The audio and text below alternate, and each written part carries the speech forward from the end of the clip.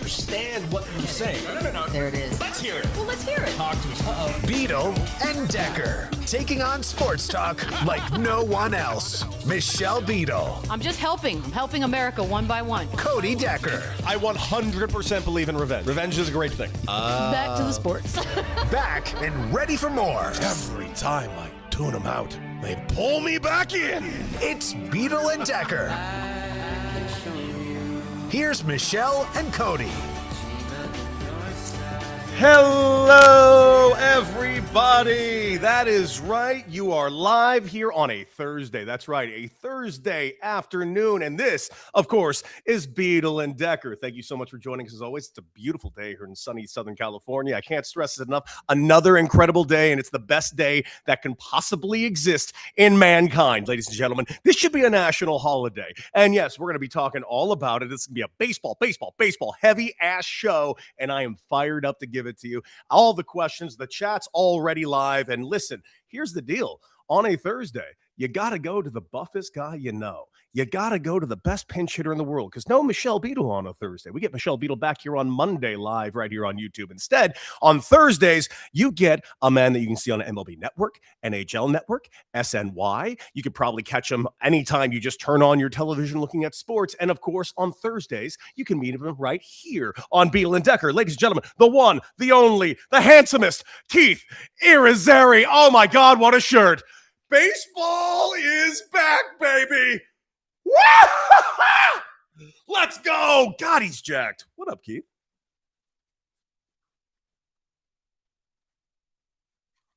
The best.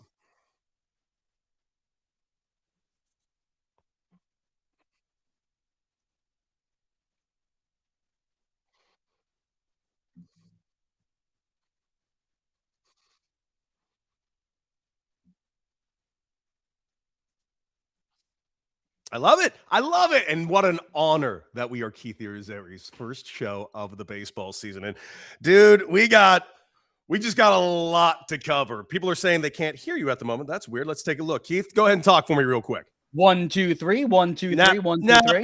You're in there. That seems like a them problem. If you can't hear them yet, you will in just a second. You are in the system.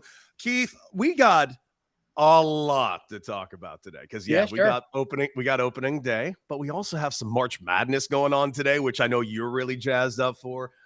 Amazing. Isn't it great? Football is king. Not today. Not one football story in this entire show rundown, and I dig it. But we got just so much baseball to get into.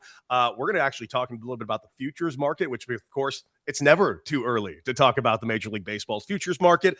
But I want to open up with something very, very, very interesting. Last night, of course, as we all know, it is opening day in Major League Baseball. We got the Mets and Pirates playing right now. We will get into that in just a moment. But we had opening night for Major League Baseball, and it was live on Netflix. And Keith Irizarry, it was something. It was really something. So I think that baseball purists need to get out of their own heads a little bit on this one, because it was a show. It was supposed to be, dare I say, a spectacle, right? Like, that was what Netflix was doing. And what has Netflix done for however long they've been around? They put on shows. They were kind of like the kings of all of this streaming world that we are all now a part of.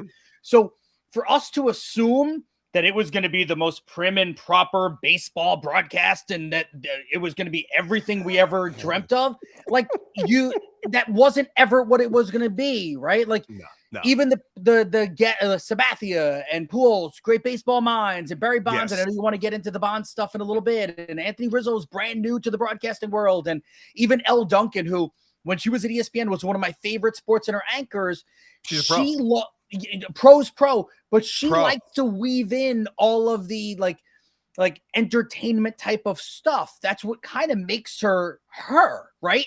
So for us to just assume that it was going to be and baseball and this, and let's make sure we check it. No, it was never going to be that. And all the Bert Kreischer stuff and the cross promotions all made sense for Netflix. Yes. Now, again, if you don't like that style, then just don't tune into those Netflix baseball games, and you can enjoy NBC and ESPN or whatever other networks you can, or your local channels.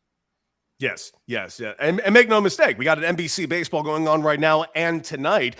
Don't you worry. If you want probably very nostalgic, old school baseball stuff, Bob Costas will be on television later, old heads. Don't worry. It's going to be as nostalgic as you could possibly get. You're welcome. We're getting both worlds. But here, all right, so here's the thing. I'm one of those guys that's a baseball purist-ish, but I'm also a guy that's desperate to get this game into the future, and I think we've been doing a very good job of it. So listen, I've seen all the hot takes this morning, and boy, oh boy, have there been some hot takes on the Netflix broadcast. People are like, it's the worst, disastrous broadcast ever.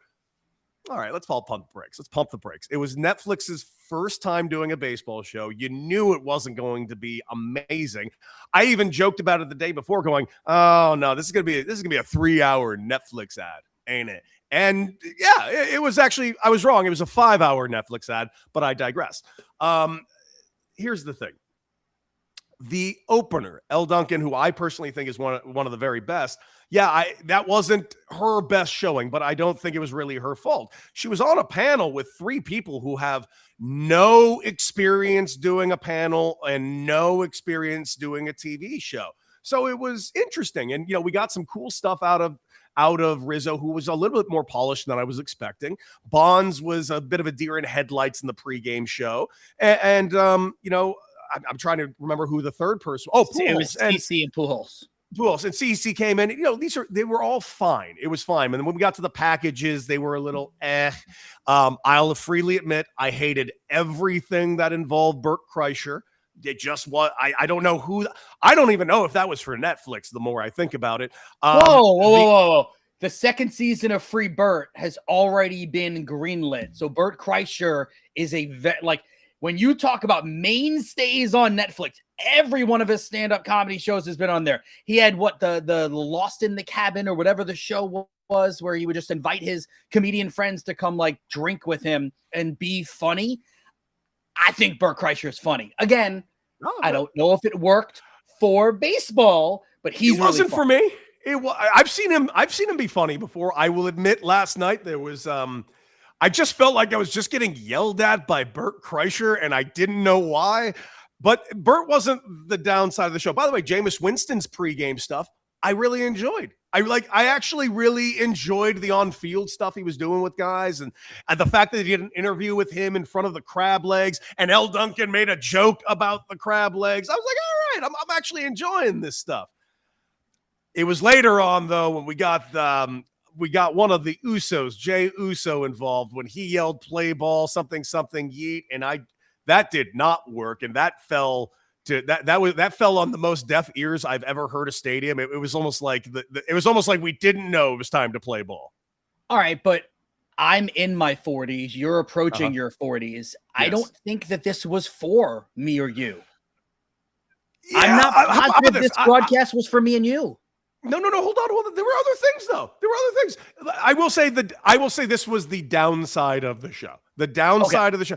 I you know me, I don't love in-game interviews, but I thought the one they did with Jazz Chisholm was actually pretty good. They brought in Commissioner Rob Manfred. That was a big misfire, not because it didn't get it was about 2.5 minutes. It was a quick 9-pitch inning. They got maybe no questions in at all to Rob, and it was just so ABS, huh, Rob? He's like, yeah, how about that? And then the inning was over. That didn't work. And then in the 8th inning, they decided to pull away from the game almost entirely and just talk to Jameis Winston in the crowd, in between awkwardly Jey Uso and another member of the bloodline. And I mean, that inning was painful. I'm like, okay, everything else Jameis did, gold. This wasn't Jameis's fault. I just think it was. I would like to watch the baseball game and see how you guys are covering the game. We're not covering the game at all while the game is being played in front of us. Although, again, we live in this immediate gratification world, TikTok world, Instagram world, all this kind of stuff. And if you want the younger people to enjoy, that's how you get them, right? Reality TV type of stuff sells. So at times, I think the concept for this game, and maybe I'm wrong, and maybe they will switch. I don't think I'm wrong. I think that I am correct about this concept. I think the concept is that it's a baseball game that will be broadcasted, but there will be other aspects of like the world that are just touched upon during this game. I think it's almost at times going to feel like the baseball game is the second screen to the entertainment aspect of whether it's Jameis Winston or whomever would be a part of this kind of stuff. So I don't know if it's going to work. I think it was day number one. I agree. I think that the U's and I's of the world, probably it's not our cup of tea per se, but I would love to hear from the 20-somethings if they enjoyed it. Those are the people, like, if you got the 20-somethings saying like, it was kind of cool hearing Jameis Winston talk, blah, blah, blah. Like, I mean, then maybe you got something. Maybe. Again, I didn't mind. There were a lot of people say it was the worst thing ever. I'm not in that group. I'm like in the middle. I think there were things that worked and things that didn't work. And I said yesterday going into this, I was excited to see it because I appreciate a big swing. I really do. Even if it's a big old swing and a miss, I appreciate the attempt of trying something different. For instance, here's something that had all the old heads really losing their mind. And I got to admit, I didn't mind it. The Netflix score bug down in the bottom right-hand corner, you can see it right here. Everyone was really up in arms about it. Did I think it was a little big? Yeah. Do I think that you can maybe make the score or the logos a little smaller and maybe the names of the players that are facing each other a little bigger? Sure. But at the end of the day, what was so bad about this? It looks like a score bug that I used to see in every game ever. Yeah, I think this was another one of people just want to complain about something. The score bug was fine. It was fine. They'll tweak it. It actually looked a lot like the video games. It looked like what you would see in a video game. I mean, and even with the Netflix underneath it, like you almost get you feel like you're watching something on Netflix. Like you're wondering if Stranger Things, next thing you know, one of those actors is going to pop out of this, something like that. I don't know. Yeah. So I thought that was just kind of weird that they were so pissed off. That was there was another thing about the score bug that I do agree with though. And again, this had to be a Netflix thing. They pulled the score bug off the screen a lot. And it was often when they were doing picture-in-picture stuff. So the entire inning, say, when Jazz Chisholm was getting interviewed, they pulled the score bug off, and it was driving everyone insane. Major League Baseball fans, you got to keep the score bug up there. I'm sorry. You have to. But we live and die by those numbers. It's like listening to a baseball game on the radio, and every time they, pitch on the way, and it's a 1-1 count. Blah, blah, blah. And like the next thing you know, it's like 2 batters later and you don't know how many outs or what the score is. Like if a radio play-by-play announcer doesn't do time and score, that's pretty frustrating. I agree with you on that one. That's all. But really, all in all, it was fine. It was fine. It was fine. It was simply nothing to lose your mind. People this morning, Keith, I don't know if you were looking at baseball. People were losing their minds as if it's like ruined baseball. You're alive for like 2025 and 2026 in the world where everyone has to complain about everything, right? I know, but man, you know what? I'm gonna start complaining. I really don't like your glasses today, and I think that you could be you could be way more professional if you wore smaller glasses. I just don't understand why you would possibly wear those glasses. Like, what kind of TV and radio host would wear those glasses with that beard? It's clear you don't know. You don't know what you're doing. The answer to your question, a sexy one. I mean, yeah, but that's a dumb one. These are Jacques-Marie Mage Jaggers. They're gold. They're fantastic. I love these things. Yeah, don't worry about it. Google it later, Keith. This is fashion. High fashion, my guy. I can't spell any of that. Go ahead. All right.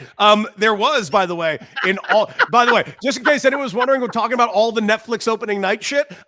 There was a baseball game that took place too. Yeah. And I do want to talk to you about that because listen, Yankees won 7-0 quite handedly. And by the way, this is 2 nights after the Giants lost and got shut out by their AAA team as well. I am going to admit, I am very puzzled but on the same way, really interested in the San Francisco Giants. Their lineup is not bad. You got Luis Ariz up there. I mean, Logan Webb did not look himself yesterday, obviously, but the team is interesting. Do I think they're a playoff team? No. But the thing that's interesting is simply this. That manager, Tony Vitello, who has never stepped foot in professional baseball, is so interesting to me. I want to see how it goes. I'll admit in my head, I can't see a way this works. I just can't. But maybe I'd be delighted if I was wrong. I really would. I would like to see something outside the box that actually sets us in that direction. I don't know how this one's going to do it. Yeah, tough division, huh? Yeah, really tough division to be in. Yeah, that's gonna hold it back. I think one of the storylines I'm, to use the word fascinated to follow through let's say the first 4 days. We'll make it 5 because of the Wednesday night game on Netflix.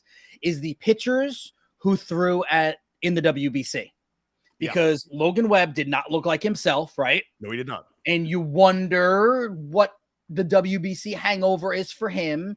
And then I know we're going to get into the Pirates and the Mets, but Paul Skeens clearly did not look like himself, lasting just 2/3 of an inning. The worst first time he's ever failed to get through one full inning in baseball, in Major League Baseball. First time that he fails to get at least 2 strikeouts in a start. Yep. Second time in Major League Baseball start for him that he's given up 5 or more earned runs, even though O'Neill Cruz didn't really help him. I know that was... No, he did not. Yeah. But like all of those things, it's going to be interesting as we move through the next 4 days. Everybody that we saw even like Aaron Judge, right? Last night, strikes out 4 times. What did the WBC mean for him, the carryover? I'm fascinated to see this. Yeah, me too. And yeah, the carryover is interesting because you're not wrong about that. And, everyone's really everyone's excited about the Yankees, as you should be. I'm really interested to see when Garrett Cole returns to absolute full strength. Even it was actually said by Boone yesterday, no, he's at full strength. It's just having the discipline and patience of ramping up properly to get to where we need him to be. I appreciate how they're handling this. I think this is going to be a very fun baseball season. But let's go ahead and get to it because we are watching a game right now. It is currently bases loaded, 7-4 Mets as we currently stand. And listen, the home run, you got Brandon Lau, who has 2 home runs in this game already for the Pirates. Really came out of nowhere. And I'm thinking in my head, 2 runs for Paul Skeens? Baby, let's go. And as you just mentioned, Paul Skeens at over 30 pitches in the first inning. Couldn't get out of the first inning. Had to be pulled. Got 2 outs in the first inning. And you're not wrong, dude. Boy, oh boy, did O'Neill Cruz not help him at all. O'Neill, just so you know, sunglasses exist, and you were defensively the worst center fielder in the game last year. Yeah, wasn't his defensive WAR like literally had him as the second worst in that category? Negative 14 runs. Yeah, not good. I don't. And who is it? Which Walker is on the broadcast today? I can't remember. That would be Neil Walker, former teammate of mine. Yes, so Neil Walker is on the broadcast, and he, NBC's doing this thing where Matty V is going to be the play-by-play announcer of it, and wherever they go, they'll have one former player from each team as part of the broadcast. Usually, they are part of that team's broadcast. So Al Leiter, Neil Walker in the broadcast for Matty V and NBC. So Walker said, Matty V asked him, like, is that a thing? He doesn't wear sunglasses? And Neil Walker said, yeah, I've never seen him wear sunglasses. I feel like there's got to be someone in the clubhouse that turns to me like, yo, bro, throw on a pair of shades. It's really sunny. It's also windy. So when the wind and the sun mix together, you ain't going to catch that baseball. That was rough. You're not wrong. And I know about the other thing you alluded to, which is the WBC hangover. You saw it last night. Aaron Judge K'd 4 times, which, by the way, I don't think he did 1 time last season. And of course, it's during the return of Arson Judge to start the year. But Yankees get the win. But a lot of Giants fans are really celebrating that 0 for 4. Then, of course, you get into what we just saw from Paul Skeens, a guy who you give Paul Skeens 2 runs. That should be a 2-1 victory or 2-0 victory, but that's not the case today. He doesn't get out of the first inning. Dude, like, there is something to this. These guys who hadn't ramped up like a normal spring training have already played some pretty intense baseball. Paul Skeens just pitched in the most important game of his life like a week ago, and he threw over 70 pitches. he didn't look sharp to start this game. What are your thoughts? Do you think, now, as a guy that's played in the WBC, I'll admit, yeah, it made me feel a lot more beat up to start the season. But, once you kind of get a week or two under your belt in the season, you kind of fall back into the groove of things. What's interesting about it is, on the surface, you could say, well, these guys are lathered up and they're ready to play, and there shouldn't be any kind of, build up for their play. But then on the flip side, all of these, and this better than anybody, creatures of habit for baseball, right? Like you have your routine, like you're a pitcher, you do this and you're doing this and you're doing this, you're doing all these moves and all this kind of stuff. Like everything you do is down to like a second, a minute of how your routines are. And I don't know, maybe this won't be a good thing for these guys, and maybe they will struggle early. I'm really intrigued to see it. From a betting standpoint, you and I talk about this a lot, whether it's here or on other shows. I would probably steer clear of betting baseball this first week because I'm a little bit confused as to what to see. I will tell you that my favorite bet today, and I didn't give it to you because the game was going to already be on the air. My favorite bet, and I gave it to one of my buddies. He did play it, by the way, was the under 6.5 strikeouts for Paul Skeens. Like, I thought that was a slam dunk. And I saw other betting people that are, whatever. Other betting people were saying the over 6.5. Yeah, you don't go over on these strikeouts for many of these pitchers early. No, you just really don't, no matter how great the guy is. You had to assume Skeens was, even on his best day, was going to give you about 90 pitches, maybe 100 pitches at most. Last year, he was barely going more than 6 innings anyway, and he was averaging a little over 6 strikeouts. You weren't going to get more than 6.5 today. I thought the book kind of lured some people in. Very smart by the books, giving you a good you think it's a great number at 6.5. The under was the play. Yeah, and God, I can't. Baseball's back, man. We got a full day of baseball. Everybody's playing except, of course, the Yankees and the Giants. They pick up their series tomorrow on Friday. But you just hit it on the head. We don't want to really suggest any bets early on in the season, especially these couple of weeks. But you know what we can do? And it's never, ever too early for award predictions, Keith. We all know that. So let's get into some things we do like in this season because I'm looking at this whole list that you put together for me. Let me give out one really quickly that I really think everyone should take a look at before we get into the more reasonable ones, because I always tell people never really bet on Rookie of the Year. I think it's fool's gold. You really don't know what any of these rookies are going to be unless that rookie has like 4 professional seasons under his belt in Japan, like the guy in Murakami does over in the south side of Chicago. That man has the single season record in Japan for most home runs by a Japanese-born player. He has the Triple Crown over there. He had 53 home runs in Japan in 2023, and he's coming into this season as a rookie. Yeah, I'll place my bet on Murakami over there with the Chicago White Sox to be the Rookie of the Year in the American League. No question. You sent it over to me. I'll be dead honest with you. I rarely ever give out Rookie of the Year plays for all the factors that you said. I think it's just so like it's hard to gauge. Will this insert guy play enough games? Also, who's going to come up from the AAA and just dominate out of nowhere that we didn't expect, get called up a little bit earlier than we thought because of an injury. So Rookie of the Year, typically one that I don't mess with. Yeah, me too. But that's why I'm making this one caveat. It just happens to be a guy who's had a career already at the highest possible rank. So I'm looking forward to seeing what he can do. I'm looking forward to seeing what the White Sox can do. But let's get into it. How about the AL MVP, my guy? Because I'm looking at the awards as we currently stand. And, obviously the usual suspects, Judge, Witt, you got Julio Rodriguez in there, Cal Raleigh at plus 355. Judge the obvious favorite at plus 170. Who you liking going into this year, my guy? So I do think that Bobby Witt Jr. is a very live person there. I don't love the odds there. I think Julio Rodriguez is up there. I think Cal Raleigh. The problem with him is hitting 60 home runs last year. If Raleigh hits 50 this year, then it was a a step back for him. And I don't know if people will think of it the same way. To me, it's Gunnar Henderson at 8-1 odds. It's also Roman Anthony at, depending on which book you're looking at, somewhere between 6 and 7-1 odds.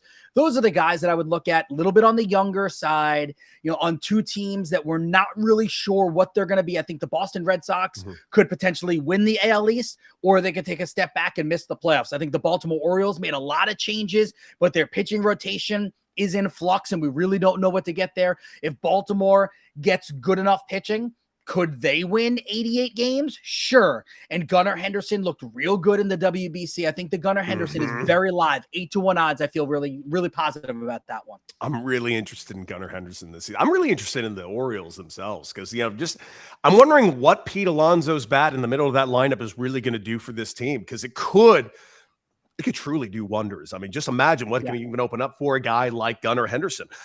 Let's take a look over at another one of the awards, NL MVP. I mean, obviously, it's negative odds for Shohei Ohtani, -110, so no value there at all. But Soto, by the way, I don't think Soto is going to have his rough first 55 games like he did last year. Keep in mind, after that first 55 games, he went on to have a monster season. And if he just plays like that at a full clip of a season, who knows? And you can get him right now at +430. Tatis is up there, Harper, Mookie Betts, Paul Skeens, Ellie Rodriguez. What do you feel? Ellie De La Cruz. Ellie De La Cruz. Yep. And I say De La Cruz because he's going to end. I'm going to circle back to him. Okay. So Shohei Ohtani, the only reason you would bet on him is if you have Cody Decker kind of money and you can, bet $1 million on a single bet, then you do that. Yeah. So no, I mean, there's no value in Shohei Ohtani. The bigger value in Shohei Ohtani would be to lead the majors in home runs, to lead the majors in strikeouts, though there's markets for that, or to lead the majors or the NL in RBIs. That's where, if you wanted to get into the Shohei markets, that's how you find value in there. There's no value here in NL MVP. Maybe even NL Cy Young would be someone you could look at if you believe he's going to pitch, 28 times and strike out over 200 batters. Anyway, so I think there's value in Fernando Tatis, but I don't love the number at around 4 to 5-1. I want to go back to Ellie De La Cruz. If we believe the Reds can be in the 85 win marker, and I truly do believe that your win-loss record matters a little bit. You can't be on a god-awful team. If the Reds can be in that mix and be alive for a wild card, Ellie De La Cruz is going to steal a lot of bases, going to hit a lot of home runs, get a lot of RBIs if he can up the batting average, because I actually think that's something that hurts Juan Soto too. Guy batted 263 last year, and I don't expect it to be that much higher. Maybe he gets 280. So again, if I'm going to tie up money in something for an entire season, it's got to be better odds than 4-1. I want the 11 or 12-1 odds. Yeah, I dig that a lot. But I got to say, I will admit, even though it's at +430 right now, I do like the Soto play. Okay. Even though I think this is all kind of for naught, Shohei Ohtani's probably going to win another MVP. Right. And I think you come back to that too. Sometimes as bettors, don't try to be too cute. There is the ability to just stay away. You don't have to be in every single market. So you go, Shohei's the MVP, barring something catastrophic. There's nothing there for me. Let me move to a different market. Well, let's stay right there because you mentioned the NL Cy Young. Let's just talk about the NL Cy Young real quick. Paul Skeens, who has the shortest odds, didn't make it through the first inning. He's got an ERA right now of probably 137. I'm sure it'll come down as the season goes forward, but a tough start to the year. I'll tell you right out the gate who I like, and I'm going to go ahead and give you the top names. You got Freddie Peralta at +335. You got Tyler Glasnow +300. Blake Snell +300. Christopher Sanchez +260. Yamamoto +260. There are 3 Dodgers on this list, and the best one is Yamamoto, in my opinion. I mean, that man is a workhorse, and the reason why I would pick him out of all of these names, I have never heard of Yamamoto being banged up. I feel like that guy just goes and goes and goes, especially how he went in the World Series last year. Because of that guy's just mechanics and just endless workload, I got to admit it. To me, he might be the best arm in the National League. Yeah, I think that, again, not the best value at +260. So if you're just going to build out, right, So the other part of this too, from a betting standpoint, if you're building out a portfolio, if that's your goal here, and you just want to have a whole, like a bevy of bets, then your plus 260 is fine. If you're trying to make bank on a singular play, then I'm not going to do it.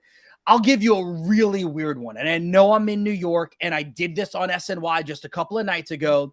Interesting. So if you believe that the Mets are going to win the NL East, so could I entice you on that? Could I entice you on saying the Mets would win the NL East? I know the Phillies are live. Yes, you can. Okay, I'm going to tell you right now, yes, and they would be my bet. Good. Okay, so that's good that now this plays. All right, so now you're already telling me you like Soto, which I don't love the plus 430. I have another way to get in on an award for the Mets. Nolan McLean is plus 5,000 for NL Cy Young. In 8 starts last year, he was 5-1, ERA around 2. He's a strikeout guy. You saw him look really good in WBC. He's going to be either the number 2 or the number 3 for the Mets. I think he'll end up as the 2. Robertson's going to be the 2 to start things off in the rotation. They're going to mix things up a little bit. But if, for argument's sake, the Mets win 90-plus games and win the NL East, and if, for argument's sake, McLean wins 16 games and goes like 16-6 and strikes out over 200, and the ERA is in the mid-2s, why can't he win Cy Young? And you're not getting that 50-1 number later in the season. I actually really like that. It's like worth a sprinkle right out in the gate just to see what it does. Like, truly, like that's a huge payout. Why not? And you're not wrong. If he pitches at the semblance that he pitched last year, he's going to skyrocket up that list, especially being on the Mets, who, by all intents and purposes, looks like they're going to have themselves a pretty damn good year. Yeah.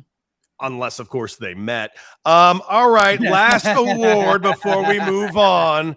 AL Cy Young. Listen, there's almost no value to Scooble at plus 200 2 times in a row. I mean, you got Crochet, though. He's right behind him, 285. You got DeGrom, plus 300, which, does that surprise you, that short, DeGrom? Really surprised. I saw that number, and I was very confused. That's insane by to me. It. Yeah, I was really confused by it. I mean, the guy can't even stay healthy, and he's closer to 40 than he is 30. For me, the answer here is simple. It's Scooble unless it's not. And I know that sounds stupid, but if it's not, you go to a team that was in the World Series last year and has an ace in Dylan Cease, who, when he's healthy and when he's on the mound, is an absolute stud. Anywhere from 6 prop king is what I used to call him. Anywhere from 6 to 7-1 odds, depending on which book you're looking at. So if you're going to want to get in the AL Cy Young market, Dylan Cease would be my pivot from Scooble. But I'm probably just going to steer clear of it. I am too. Well, there you go, people. There are some things to watch out for in this baseball season, award season, and just everything above. It's opening day. Life is absolutely great. Hey, no shame, no problem. Let's get some quick hitters, baby.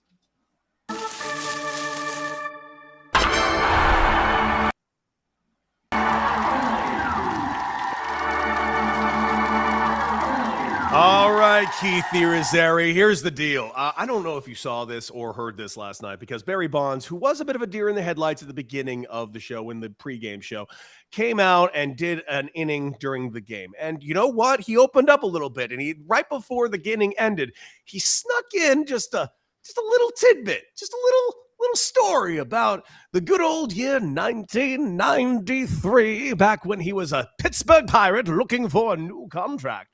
And, well, let's just say that Barry Bonds had a lot of options. Barry Bonds was the most sought-after free agent at that time, probably in years, and he was going to set a new record for the highest-paid player in Major League Baseball history, and he did. It just wasn't by the team some people speculated would be in on that. And that would be the New York Yankees. Barry Bonds obviously went to the San Francisco Giants for record deal money, but what about the New York Yankees? Well, right before we went to commercial break yesterday, Barry Bonds told a little story. He's like, oh, yeah, I was almost a Yankee. I got a phone call. My agent, Dennis Gilbert, and I got a phone call from the owner himself. So I get on the phone with Steinbrenner. He puts me on the phone and he said, all right, I have this amount of money in this contract and I will give it to you. And here's the deal. You have to sign the contract by 2 p.m. today. And he said, what? And Barry said, I hung up on him. And they were like, what? And then Dennis Gilbert said, do you know what you just did? He's like, do you know what he just said to me? I'm going home to San Francisco. Now, I then watched Twitter go insane. Barry Bonds could have been a Yankee. Well, you know what? Barry Bonds wasn't a Yankee. Instead, he put up all those home runs and all those records in San Francisco. And the poor Yankees, all they did was win 4 World Series in the next decade. I think the Yankees were fine. Yeah, it all worked out for both sides. Yeah, perfectly fine.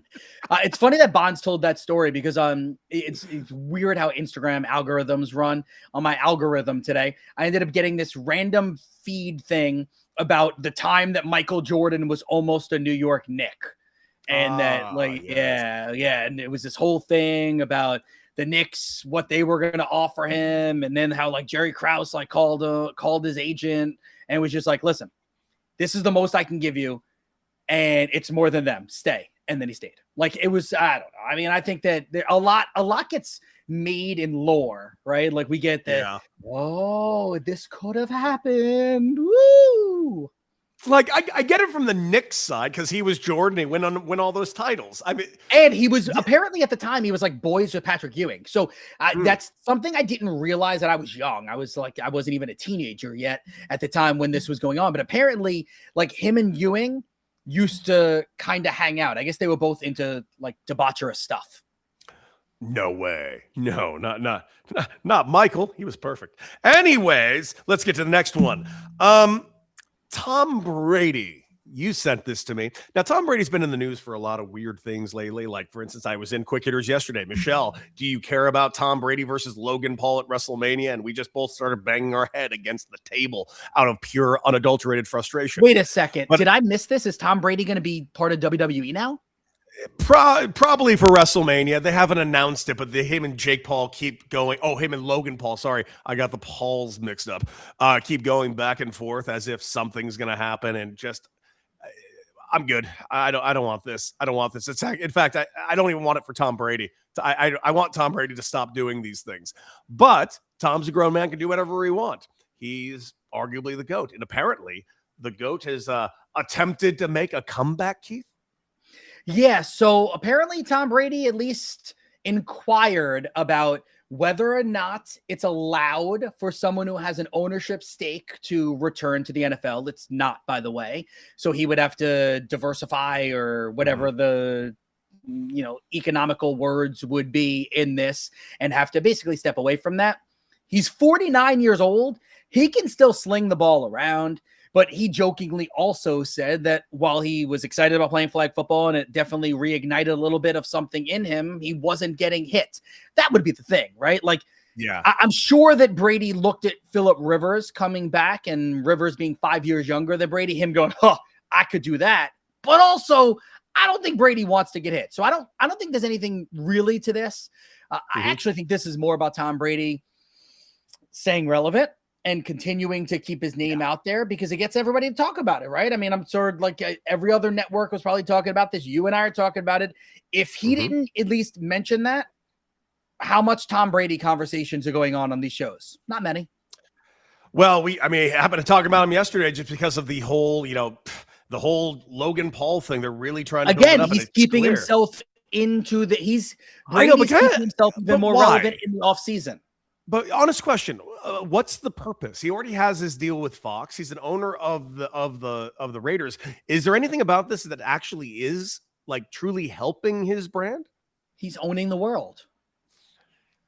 Is he? Every aspect of it. Crossed over into the WWE sphere. Also, like I don't think the WWE sphere is what it was. I feel like we had this big wrestling boom, and it's going really backwards now. Is it? I'm not. Listen, I don't. All right. I might be wrong. I know they're not great, but again, it's a different market now. They have a Netflix on Raw now. Like it's not the old TV ratings. So the truth is, I have no idea how they're doing. I just know they're a part of that big TKO brand, which also owns UFC. So essentially, WWE and UFC is really one company. Right. And so I really don't know what these numbers are doing. It's very confusing, these conglomerates all getting together. All right, that is it for today's Quick Hitters. I have a question for you. I'm in Los Angeles. The Lakers are playing out of their minds right now, and they're playing out of their minds because, dear God, Luka Doncic is an absolute monster right now. I don't know. It started with getting traded, so he has that chip on his shoulder. Then it was Fat Luka has that chip on his shoulder, comes back all jacked. His wife leaves him and takes the kids. Now he's really out for revenge on everything. The rumors are going around that he's a bad tipper in LA, so now he's going even further and playing even better to kind of make up, I guess, for the bad tipping. Dude, I know everyone and the odds are giving, SGA like ridiculous negative numbers, but has Luka got a serious conversation piece here for the MVP? He does not, but he's playing amazing, and he's played himself into being all NBA first team.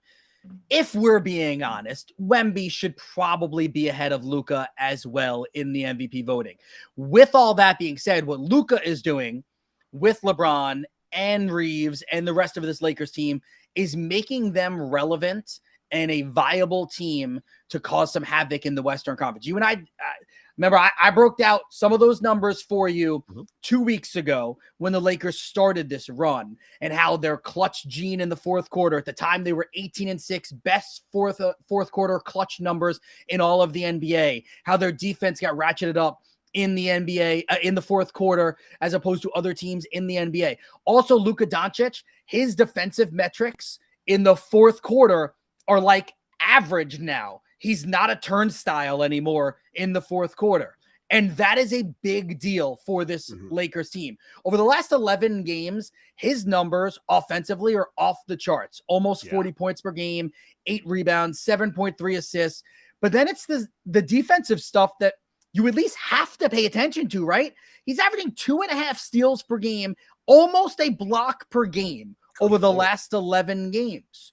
That's not a tiny sample size. That's enough that you can say this is a trend. This is something that could stick. And if Luka is going to be a competent defensive player with LeBron, who is a competent defensive player, Austin Reeves not so much, but the rest of this team and Marcus Smart and then are like, this is a team that can make some waves in the Western Conference. I don't think they're beating the Thunder, but they can make some waves. Okay. I don't think they're beating the Thunder either. And I mentioned to Michelle yesterday, listen, I'm very excited. This team's playing absolute amazing basketball. And a lot of it is also LeBron playing the outrageous defense that he's playing in the role that he's kind of even slotted himself into. And he's been phenomenal, which I'm loving what the Lakers are now. Like, I legitimately love it. I worry how much can they keep this clip going? Can they really survive another 2-month playoff long run like this? I don't know. And of course, there's the buzzsaw that is OKC. And even though I do think this Laker team is better than Denver, I have seen what Denver has done to the Lakers in the playoffs for the last several years. So I'm cautiously optimistic. There's also a chance you avoid the Denver Nuggets. I mean, the way things look, I think the Lakers will end up being the 3. The Rockets are probably the 4. So, like, I think you might be able to avoid the Nuggets in that opening round. I just think, to me, for the benefit of this show, if the basketball gods are listening, I want Western Conference semifinals, Spurs versus Lakers. Oh, that's what I want. I want it to. I'm hoping that happens. I want it to. I want you and Michelle to argue every other day. It'll be a bloodbath. Because then if we're in that spot, I'm going to be obnoxious Laker fan. I'm going to be rocking my 32 jersey every day. I'm going to be looking let's go, baby. Let's go. That's what I'm rooting for. I'm on board. I'm so on board with this. All right, let's get over to the other basketball that's taking place. How's your bracket looking, my guy? And what do you got in March Madness? Honestly, I'm doing very well. It's been. You are. I am. I'm very much alive in almost every single bracket that I have. I think tonight could change a little bit in case Arizona falls to Arkansas, because they're the team I believe in. But so I handicapped all the games for you for tonight. Let me give you a little nugget on each one. I'll give you a play, and then we'll talk about it at the end. So Texas-Purdue is the first game of the night. It's at the SAP Center in San Jose. I like the over 147.5. I would consider playing it to 148.5, but I really love the number at 147.5. Purdue, extremely efficient, one of the most efficient teams we've ever seen. Actually, the highest rated efficiency on offense from KenPom in the history of KenPom. So that's something to pay attention to. Texas 81st in adjusted defense, which is the worst of any team that's left in the NCAA tournament, but they're also pretty efficient on offense. So I think we're going to get points there. So let's go over 147.5 in the Texas-Purdue game. That's in the West region. Second game of the night in the South region, Iowa, Nebraska. I went back and forth on this one. This is the one I feel the least confident of all of my picks. I'm going to take Nebraska to win and to cover the 1.5 points here. I just think they're the better team. Iowa's got the better player, Sturts, who's going to be an NBA player, but Nebraska's got the better team. They can really shoot it from long range. I think there'll be points in this game. They split the season series, so we're going to take Nebraska to win and cover the 1.5 points. West region at night. Now, this is where it gets a little crazy. Let's hear it. I think Arkansas is going to I think Arkansas is going to lose to Arizona here. Oh, thank God. I do. I think Arizona is going to win, but I got Arizona going all the way. Yeah, I think most people do. So let's go to John Calipari. As a coach in the NCAA tournament, as an underdog, he is 11-0-1 against the spread. So let's throw that number out there. Let's take Arkansas plus 7.5. If you're not a bettor, it doesn't mean they have to win. You just can't lose by 8 or more points. So we'll take that.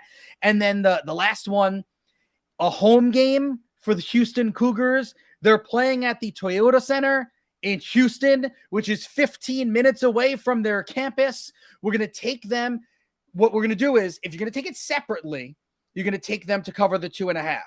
I'm going to play it safer and take them on the money line at minus 155 instead of the 2.5 at minus 112, because I'm going to parlay all of this together. So if I parlay all 4 of my picks together, I did it on DraftKings. You can shop your books and check which one you want. Maybe you get a better number than me. I got it at plus 1002. So plus 1,002. I also got a boost. So I got it over 13-1 odds. The boost doesn't allow you to bet as much money as a lot of people would probably like to. So some people will go, I'd rather bet 100 and not have the boost, as opposed to being capped out at like 10, whatever it is.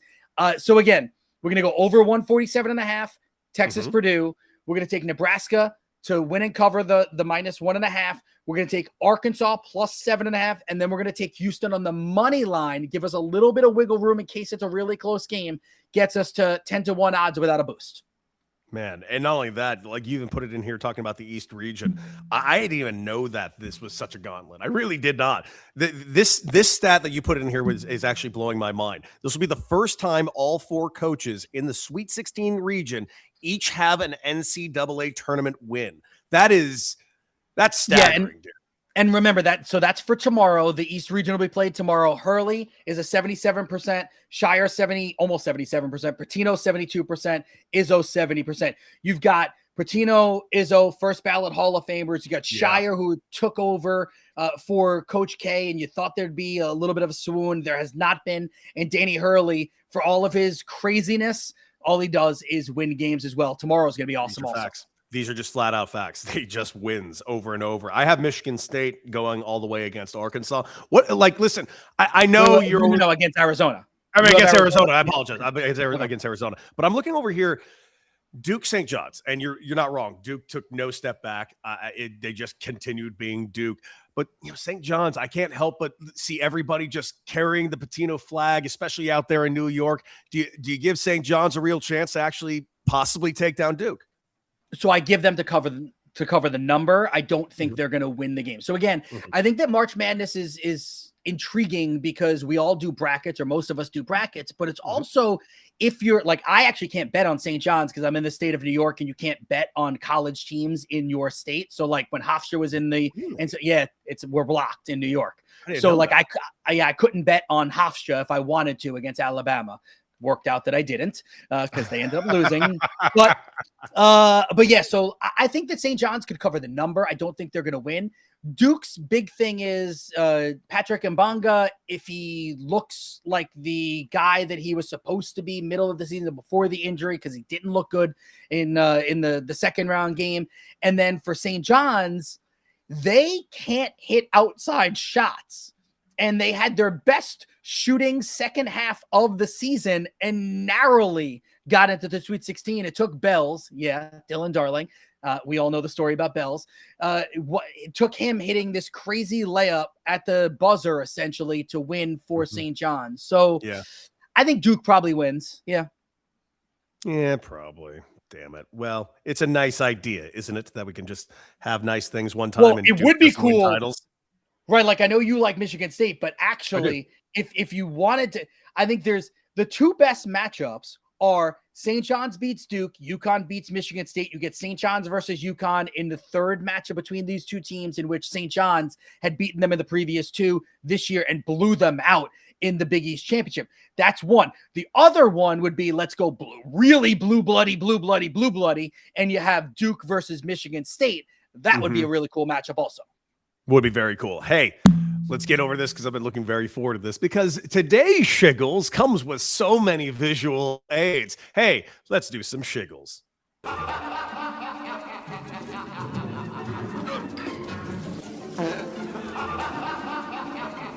Keith, I'm going to let you go first because you have two Shiggles today. So let's go with one that you want to start with. Well, you tell me, do you want to play the video first, or would you like to show a picture? You tell me, and then I'll leave. Let's go with the picture first, because it is pretty funny. Okay, so, all of the professional sports are starting to, really try to push the narrative of going global and getting into different countries. And so Bam Adebayo scored 83 points a couple of weeks ago. He's really awesome. I know what he looks like. I think Cody knows what he looks like. I do know what he looks like. Apparently in the Philippines, they do not. So there was a banner celebrating Bam Adebayo and his 83 points. Boy, Bam looks a lot like somebody else that looks really familiar that just announced his retirement. Apparently, Dwight Howard is Bam Adebayo.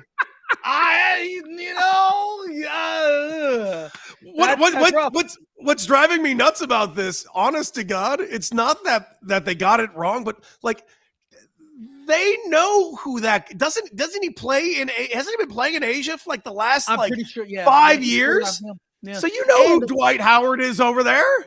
And Dwight Howard, even despite not being in the NBA, has stayed extremely out there. He's on like streamer shows. I know he does like the Twitch shows with that FaZe clan. Like he's very much out there. Yeah. So congratulations, Bam and Dwight Howard. Dwight. Yeah. Woohoo! How do you fuck that up? I don't know. I really don't know. Man, oh man. All right. Well, here's mine, and it comes with a lovely video. Those of you that don't know, the Dodgers are making a lot of money, whether it's their players on the field or their deals on the side, and they just made a very new deal. Dodger Stadium, for the first time ever, will have a new accompanying name because the Dodgers just signed a massive deal with clothing manufacturer Uniqlo. So now Dodger Stadium will be known as Uniqlo Field at Dodger Stadium. They had a wonderful announcement for it yesterday, and even more importantly, an unveiling of the new Uniqlo Field signage. And gentlemen, we proudly present Uniqlo Field at Dodger Stadium.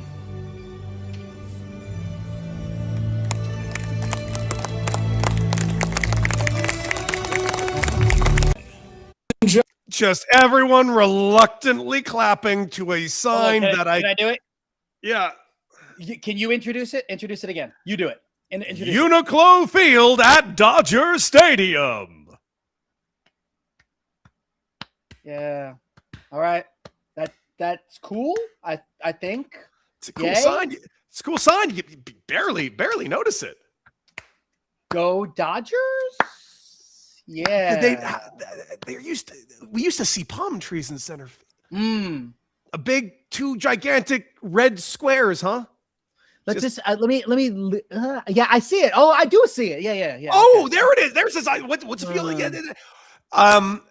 Dodger Stadium has the very best backdrop in Major League Baseball, and by the way, that's dead center field, roughly the same size as both scoreboards on both sides of the pavilion. That's a choice.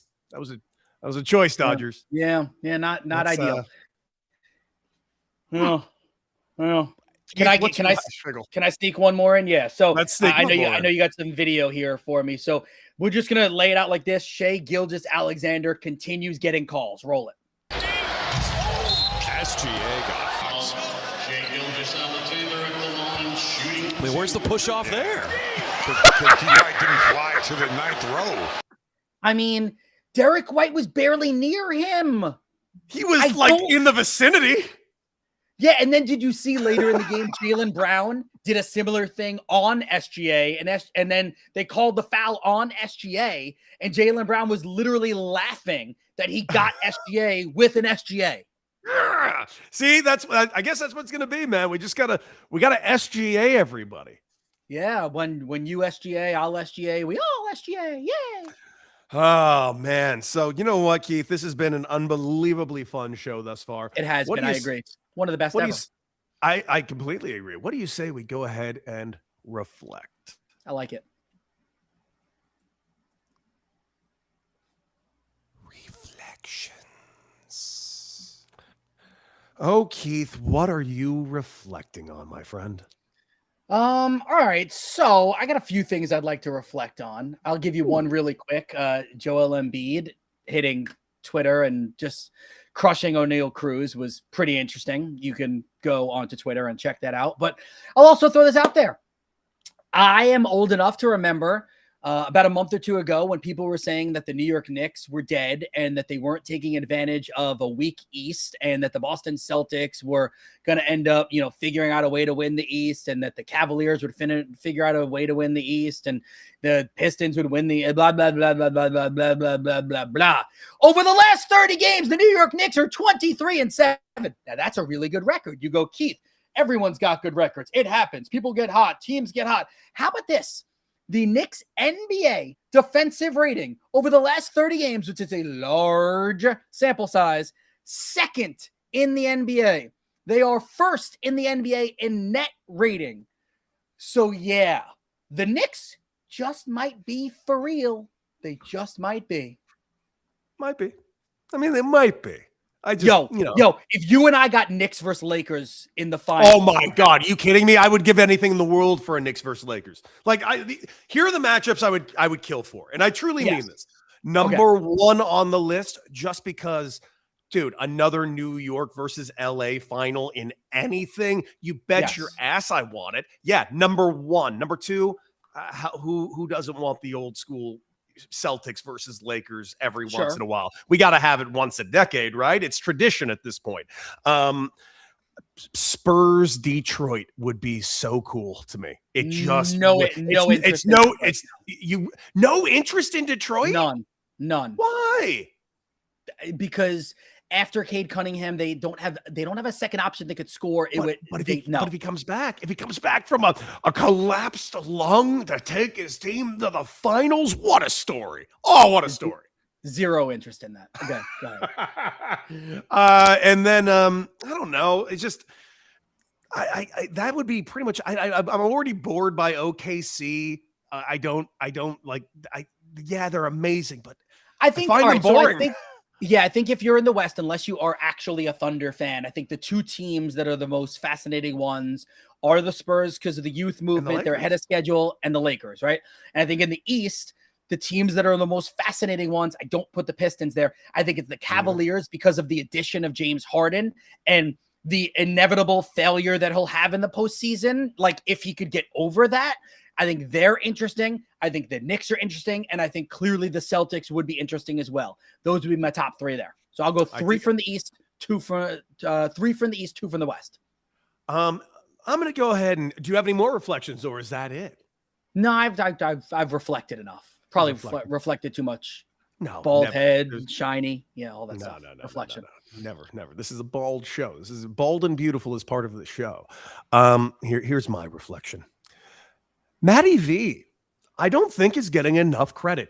Matty V in the last, forget 24 hours, 12 hours has been busting his ass in a way that I can't remember a broadcaster doing the Netflix game last night over there in San Francisco, of which listen, there are a lot of I feel like everybody has been getting a lot of shit for the Netflix thing, but not a lot towards Matty V. And I do appreciate that because I think Matty V and L. Duncan and all the other people they were juggling a lot of balls in the air all at one time. And I think Matty V, being the ultimate conductor on the microphone, did a pretty damn good job, as Matty V does. And what did Matty V do? Had to get on a flight immediately and call the second game of the season in Queens for the NBC broadcast. Matty V, have yourself a 24 hours, my guy. You are an absolute pro. And I've always just loved his voice and loves how he calls games. Yeah, Matt Vasgersian is awesome. You and I have both been blessed enough to work with him a bunch of times. I used to, he would come on my shows. I would go on his shows. Great guy, wealth of knowledge, awesome voice, really hard worker. I love that. Hopefully he is getting the plaudits. I love it. I hope he is. I truly is. And if he's not, you're getting him from me because, Jesus, what work? That's just good work, my guy. Good work. Here's my final reflection. Look at the shirt. Yep. All right. I will throw this out there again. ALS is it's terrible. It's horrible. It takes way too many lives. Sarah Langs, you and I both know her. I've gotten a chance to work with her a lot. I've known her for many, many years. She's arguably the best baseball researcher out there. She's been battling ALS. This shirt is sold online, so you can just Google this, look it up. Proceeds end up going to ALS research. So I really think it is important for people to pay attention. And I also think that this message is really cool, just that baseball is the best. It really is. And yes, I cannot stress enough. She is the absolute best, Sarah Lang. She gives, if you follow her on social media, you get a wealth of knowledge of whether it's important facts or just interesting facts. She gives me an encyclopedic knowledge of facts that, one, I don't need, and I know I'll never forget. And I love it. It just makes me a bigger baseball trivia nerd than I already was. So make sure you give her a follow. Keith Irizarry, like every Thursday, you just came and conquered and dominated this entire show and sports landscape. Keith, where are the 90 million places people can watch you? I got Rangers Blackhawks tomorrow night. That's NHL Australia and then a few other networks as well. I'll be on ESPN Radio on after Sunday Night Baseball on Sunday night, 10 p.m. to 1 a.m. I know I got SNY once next week. I'll be with you. I got MLB Network once next week also. So, yeah, a bunch of stuff going on. That's right, because we got ourselves in Keith Irizarry Thursday coming your way next Thursday. We want you to join us. Guys, join us again here tomorrow. We got ourselves another guest joining us because we do have a bit of a revolving door every Friday. And tomorrow joining us, the legendary Rob Brown will be joining us tomorrow to have some fun. And I love me some Rob Brown. Guys, that is it for us today. Keith, I'm going to see you next week. Cannot wait to cut it up. Can't wait to see just how much the Pirates are going to be pirating, how much the Mets are going to be metting in just 7 days' time, my guy. Major League Baseball's back. Life is amazing. Like, share, and subscribe. And most importantly, R.I.P. Estelle Getty.